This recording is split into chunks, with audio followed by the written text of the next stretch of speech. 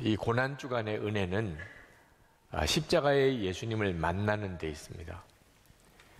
그러므로 여러분들이 이번 고난주간에 십자가 동산에서 십자가에 달리신 예수님을 분명히 바라보실 수 있게 되기 바랍니다. 이번 고난주간의 모든 행사가 그 예수님을 주목해 보도록 여러분을 도울 것입니다.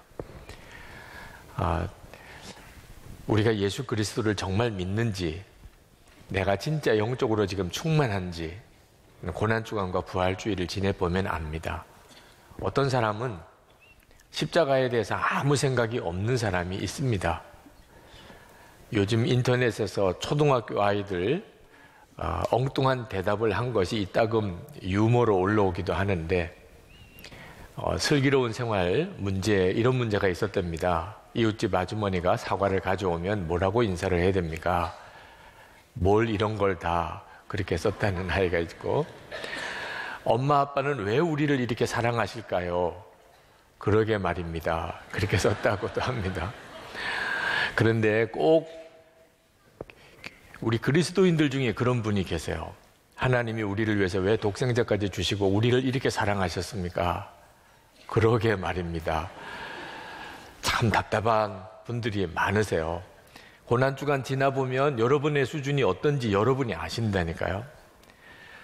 권혁원 목사님이 시골교회 담임하실 때 The Passion of Christ라는 영화가 상영이 됐었답니다. 그 교인들하고 같이 영화 보러 가면서 마을에 꼭 전도하기를 원하는 전도 대상자도 함께 모시고 갔습니다. 그 영화를 보면 감동을 받아서 예수님을 믿게 될 거라고 이렇게 기대를 했는데, 영화 보고 나오면서 이분이 하시는 이야기가 사람 목숨 참 질기네. 사람이 쉽게 죽는 게 아니야. 그러더래요. 어떻게 그 영화를 보고 이렇게 말을 하나 어이가 없었다고 그럽니다. 주님의 십자가의 고난주간은 우리 자신을 그대로 드러내줍니다. 아무 생각 없이 또 한 주간 보내시다가 다음 주일 와서야 부활주일이네 이렇게 하시는 분 있습니다. 그건 정말 불행한 일이죠. 예수님의 십자가는 끔찍할 정도로 고통스러운 십자가입니다. 일본에 있는 어느 선교사님이 The Passion of Christ라는 영화를 일본에 있는 새가족, 새신자들에게 못 보여주겠다고 하신 말씀을 했었습니다. 예수님이 십자가에 죽으시는 장면이 너무 비참해서 그들이 가지고 있는 이미지, 예수님에 대한 이미지가 오히려 훼손될까 봐 그 영화를 못 보여주겠다고 할 정도. 예수님의 십자가는 비참합니다. 끔찍할 정도입니다. 우리가 이번 주간에 십자가 동산에서 십자가의 예수님을 바라볼 때 아마 오열하고 숨도 쉬기 어려울 정도로 그렇게 가슴이 터지는 경험을 아마 하게 될 것입니다. 오죽했으면 예수님의 제자들도 다 도망갔겠습니까? 유대인들이 지금도 예수님을 메시아라고 인정 안 하는 이유 중에 하나는 십자가에서 너무 비참하게 죽었기 때문에, 지금도 그 점에 대해서 그들이 마음을 열지 못하고 있는 이유 중에 하나입니다. 그런데 종료주일에 우리가 주목하게 되는 것은 예수님께서 당신이 십자가에서 그렇게 죽으실 것을 뻔히 알면서도 마치 개선 장군처럼 예루살렘에 십자가의 길을 걸어 들어가셨다는 겁니다. 8절 9절에 보면 이렇게 기록하고 있습니다. 무리의 대다수는 그들의 겉옷을 길에 펴고 다른 이들은 나뭇가지를 베어 길에 펴고 앞에서 가고 뒤에서 따르는 무리가 소리 높여 이르되 호산나 다윗의 자손이여 찬송하리로다. 주의 이름으로 오시는 이여 가장 높은 곳에서 호산나 하더라. 이 장면만 보면 예수님은 거의 왕이십니다. 왕이 자기 도성에 들어가는 그런 기분입니다. 예수님이 아셨어요. 당신이 어떤 끔찍하게 거기서 죽을 것이라는 걸. 그런데도 어떻게 이렇게 당당하게 그렇게 십자가의 길을 가실 수 있었을까요? 우리를 사랑하셨기 때문에. 우리가 구원받을 길, 우리가 죄에서 그리고 지옥에서 심판에서 구원받을 길이 예수님의 십자가 지시는 길 외에는 없었기 때문입니다. 그러므로 주님이 우리를 구원하시려고 속죄 제물이 저와 여러분의 속죄 제물이 되셔서 그 십자가의 길을 가신 거죠. 주저하면 안 되는 것이니까. 주님이 망설이면 우리에게는 구원의 길이 없으니까. 우리가 이번 주간에 십자가에서 보아야 될 예수님, 세상 죄를 지고 가는 하나님의 어린 양이십니다. 이 사실을 알고 난 성도는 십자가를 바라보면 눈물이 납니다. 찬양만 해도 눈물이 납니다. 그게 구원받은 성도의 증거입니다. 그리고 그 십자가 동산에서 주님을 본 사람은 심령의 변화가 일어나고 삶이 변화되지 않을 수가 없습니다. 자, 그런데 우리가 이번 고난주간에 또 오늘 종료주일에 우리가 놓치지 말아야 될 것이 하나 있는데, 그래서 예수님만 십자가의 길을 걸어가신 게 아니고 저도 여러분도 다 예수 믿는 사람이라면 누구나 다 십자가의 길을 가야 한다는 것입니다. 마태복음 16장 24절에서 예수님께서 분명히 제자들에게 말씀하셨습니다. 예수께서 제자들에게 이르시되 누구든지 나를 따라오려거든 자기를 부인하고 자기 십자가를 지고 나를 따를 것이니라. 누구든지라고 그랬습니다. 오늘 여기 계신 여러분 중에 예수 믿으시는 분 한 사람도 예외 없습니다. 여러분은 자기를 부인하고 자기 십자가 지고 예수님 따라가는 사람입니다. 누가복음 14장에서는 조금 더 구체적이고 또 더 심각하게 말씀하셨습니다. 자기 부모와 처자와 형제와 자매와 더욱이 자기 목숨까지 미워하지 아니하면 능히 내 제자가 되지 못하고 자기의 모든 소유를 버리지 아니하면 능히 내 제자가 되지 못하리라. 여러분 중에는 이 말씀을 상당히 부담스럽게 생각하시는 분이 있으실 겁니다. 자기 부인하고 자기 십자가 지고 그리고 주님을 따라야 하나? 아, 나는 아닐 거야. 나는 아직까지 그런 믿음이 아니야. 이 말씀을 들으면서 깜짝 놀라는 분도 있으실 겁니다. 예수 믿으면 복 받는 줄 알고 왔는데 이게 무슨 끔찍한 말이야. 어떤 분들은 이미 알고 계시지만 그 말이 내게 해당되지는 않을 거야. 이러는 분들도 있으실 겁니다. 여러분, 우리가 이렇게 예수님을 믿었기 때문에 한국 교회가 지금 이 모양이 된 겁니다. 예수를 믿으면 당연히 자기를 부인하고 자기 십자가를 지고 주님을 따라가야 한다는 사실을 아직도 받아들이지 않은 채 자기는 그냥 예수 믿는 사람이라고 하는 기독교인이 너무 많으니까, 그런 목회자와 교회가 너무 많으니까 한국 교회가 이렇게 된 겁니다. 초대교회 성도들은 예수 믿으면 재산 뺏기고 심지어 목숨도 잃어버린다고 알고도 예수를 믿었습니다. 그들은 그거 각오하고 믿었습니다. 지금 북한에 있는 성도들 동일합니다. 예수 믿으면 끌려가고 무지하게 고문을 당하고 죽는다는 거 알고도, 그러고도 예수 믿는 성도들이 북한에 있는 우리와 같은 믿음의 형제들입니다. 초대교회는 그런 믿음을 가졌기 때문에 역사가 있었습니다. 고난 중에도 교회는 부흥되었고 결국 300년 뒤에 로마 제국이 복음화가 됐습니다. 그런데 313년 콘스탄틴 황제가 기독교를 로마의 국교로 공포하고 교회에 문제가 생겼습니다. 이제는 모든 로마 시민들은 다 세례받고 기독교인이 되어야 됩니다. 그런데 진정으로 죄를 회개하지도 않고 예수님 십자가 지고 예수님을 따를 각오도 없는 그런 분들이 그냥 다 세례받고 교회로 들어오기 시작한 겁니다. 교회에 들어와서 높은 거 자랑하고 가진 거 자랑하고, 이제 더 이상 성도들 마음속에 십자가를 지고 예수님을 따라가야 된다는 생각이 없어지기 시작했습니다. 교인은 엄청나게 늘었고 그리고 교회는 부유해졌고 세상 권력까지도 가졌습니다. 그런데 성령의 능력은 교회에서 떠나기 시작했습니다. 여러분, 세계사를 배우셔서 알겠지만 중세시대를 암흑시대라고 말합니다. 그 중세시대가 바로 서방 유럽이 다 기독교화된 때입니다. 그런데 그때가 암흑시대라는 거예요. 이유는 하나입니다. 예수 믿는 성도들, 교회가 십자가 지고 예수님을 따라가야 된다는 것을 잊어버린 시기였기 때문에 그런 평가를 받는 겁니다. 한때는 이 서방 국가들이 세계를 좌지우지할 때, 수많은 식민지를 전 세계에 둘 때, 그때 힘을 가지고 선교했던 때가 있습니다.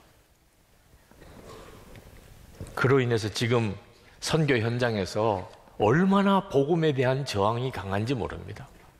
한번 잘못하고 나니까 회복이 좀처럼 어렵습니다. IT라고 하는 나라가 있습니다. 서방구에서 가장 가난한 나라입니다. 그 나라가 1769년, 1700년도에 그들이 독립을 했습니다. 프랑스에서 독립을 했습니다. 그런데 그들이 독립하면서 그 나라를 사탄에게 봉헌을 하는 기가 막힌 일이 일어났습니다. 사연이 이렇습니다.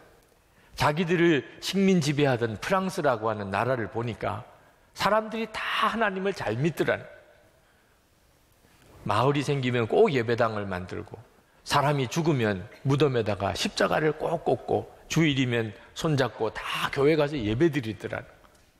그런데 자기들한테는 얼마나 잔혹하게 하는지 치가 떨린, 독립하던 날 저 프랑스 사람들이 그렇게 잘 믿는 하나님과 반대는 누구냐? 사탄이래더라. 그럼 우리는 사탄한테 우리나라를 바친다, 이랬던 거예요. 예수를 믿고도 그저 잘 살고 부자 되는 것만 생각하지, 십자가 지고 예수님을 따라가야 된다는 것을 잊어버리고 나면 이렇게 끔찍한 일이 오는 거예요. 여러분, 우리가 십자가를 지고 예수님을 따라가는 거 잊어버리면 우리 망합니다. 반드시 마지막에 가면 우리 망합니다. 가정도 망합니다. 교회도 망합니다.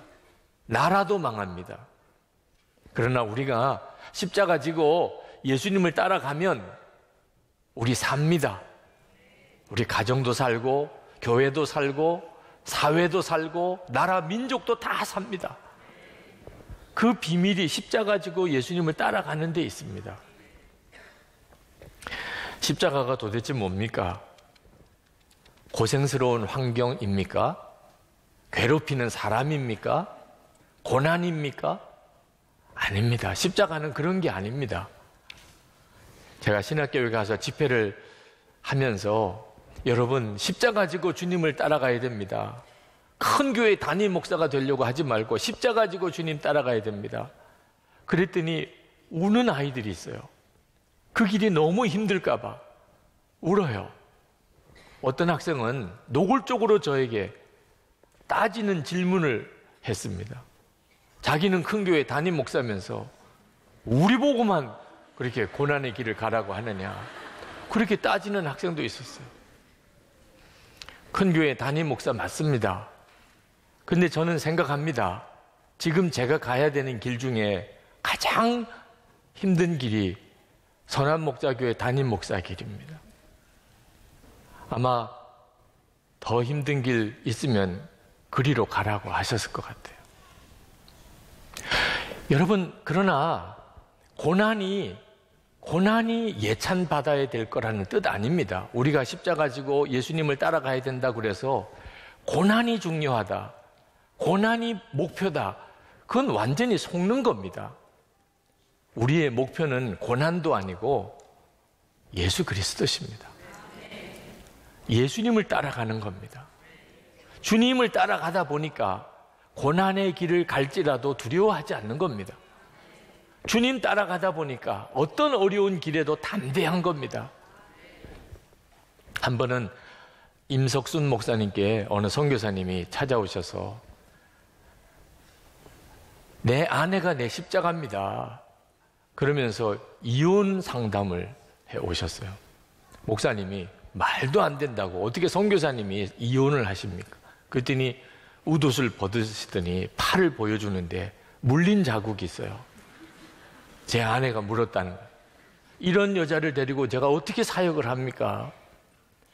목사님께서 그 선교사님께 선교사님 아무리 남편의 팔뚝을 무는 그런 아내라 할지라도 아내가 십자가인 경우는 없습니다. 그런 십자가는 없습니다.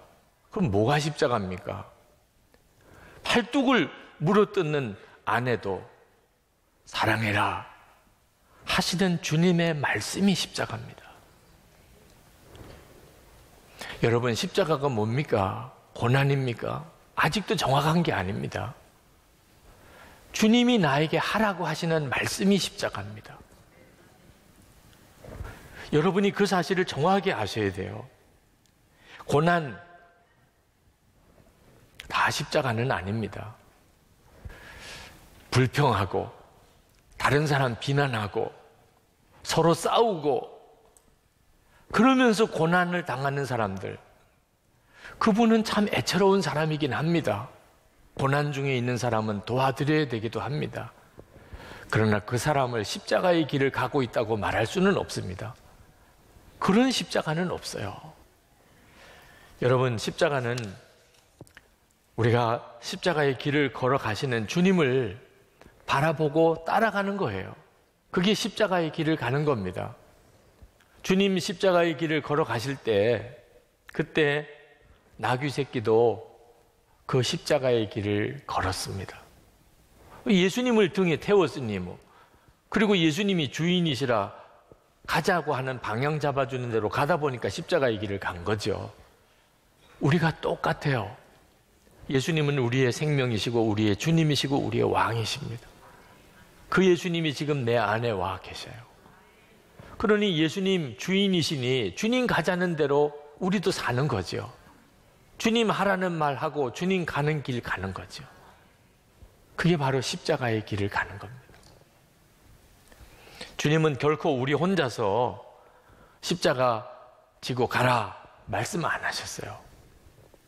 마태복음 11장 29절에 나의 멍에를 메고 내게 배우라. 30절에 내 멍에는 쉽고 내 짐은 가벼움이라.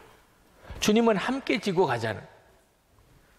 마태복음 28장 20절 내가 세상 끝날까지 너희와 항상 함께 있으리라. 그냥 제자들만 땅끝까지 복음 전하라고 안 하셨어요. 항상 함께 있으리라. 우리만 십자가 지는 거 아닙니다. 초점은 예수님 따라가는 거예요. 마태복음 16장 24절에 자기 십자가를 지고 나를 따를 것이니라.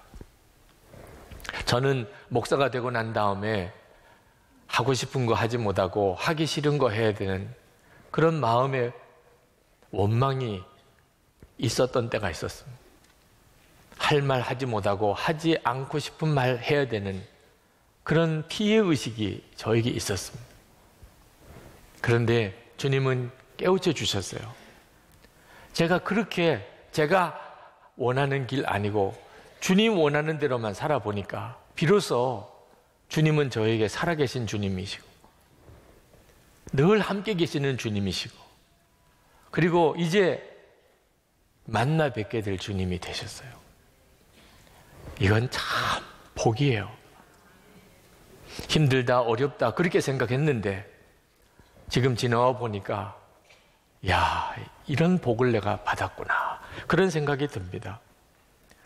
여러분 십자가 지고 가는 길 절대로 어려운 길, 불행한 거 아닙니다. 행복한 길이에요.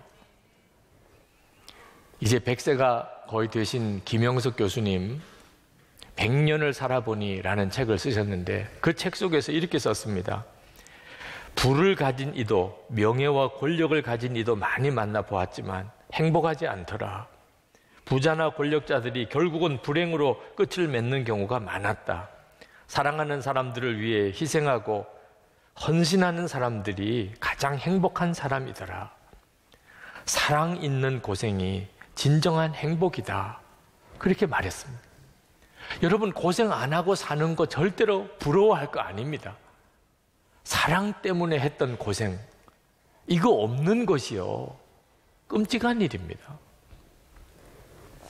제가 30대 나이에 서울의 큰 교회 부흥회 강사가 됐던 적이 있었는데, 그 강사 숙소로 아주 좋은 호텔 방을 잡아주셨어요.